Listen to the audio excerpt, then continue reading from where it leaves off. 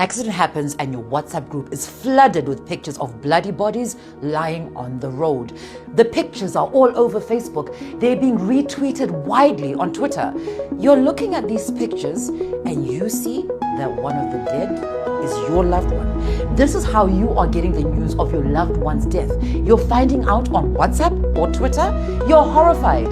But does anyone care? No.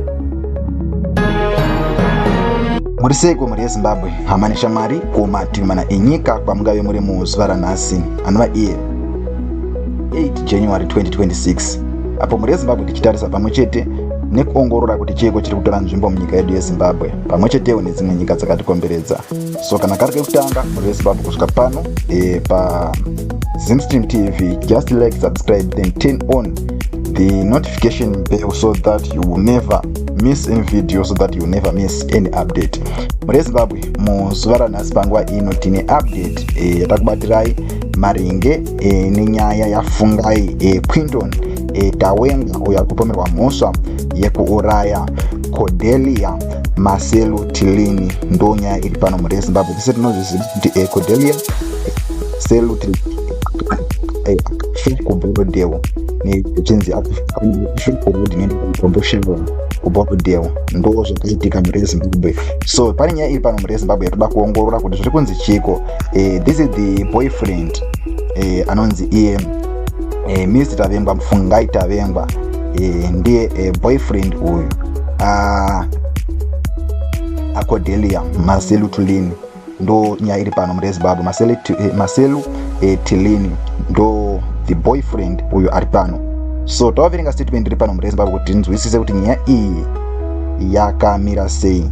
So as we are saying, update, Fungai Quinton Tawenga, who is accused of killing a broadcast journalist Cordelia Marcelo Tillini, has been remanded in custody. He was charged with murder following a domestic dispute. Tawenga appeared before Harare Magistrate Ruth Moyo yesterday. He is set to return to court on January 22 for remand while police investigation continue. Ndo nyaya iri pano. So as we are seeing pakanzi izvo full story, link in the comment section. Toda kuona full story yenyaya iyi muri Zimbabwe kuti nyaya iyi yakamira sei in full details. So this is the Herald publication that we have right now on the screen. And as we are saying, slain broadcaster's boyfriend remanded in custody. Ndo zviri pano akadorimandwa in custody. Slain broadcaster's boyfriend remanded in custody. So let us see kuti nyaya yakamira sei.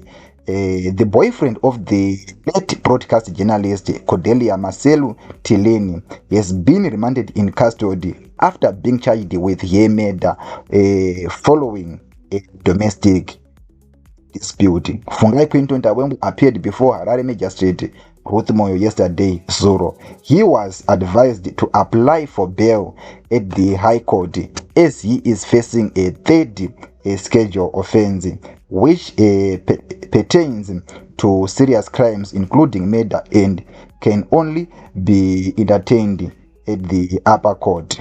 Ndo zvakatorwa pano ni the Herald publication as we are seeing. Tawenga is set to return to court on January 22 for return remand while police investigation continue. Prosecutor Lawrence Gangarawe outlined the status case detailing the event that allegedly led to Cordelia's death. The court heard that on January 4, 2026, the couple spent the day drinking a beer together at Helensville, a shopping center in Borodeo, Harare. So zvikunzi musi wa 4 January vanga vachitomwa doro vese pa shopping center pa Helensville. Ndo pavanga vachimwira zvavo doro vari ipapo in Borodeo, Harare. Later that evening around 8 p.m. they decided to travel to their home in Domboshava. So vapedza kumwa doro vakabva vati aiwa regedzai tichienda kumba. Heavy rains, however, forced them to seek shelter at a property located at 716 Whisper Road in Borrowdale, where they stayed until approximately 10 p.m. So sekunzi heavy rains vapedza kumadoro pa Helensville, vapedza kumadoro ipapo vakabva vati ngatichienda kumba around 8 p.m.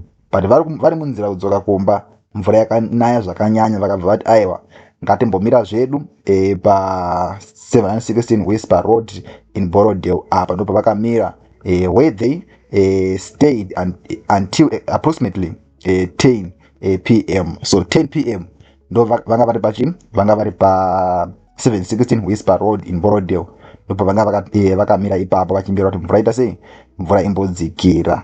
So it was during this time that a misunderstanding arose with Cordelia allegedly refusing to go home with Tawengwa. So zvikunzi zvadaro Tawengwa akabata sei, vakabvanisana. Tawengwa akatoti aiwa inini handichati sei, handichadzoki newe kumba.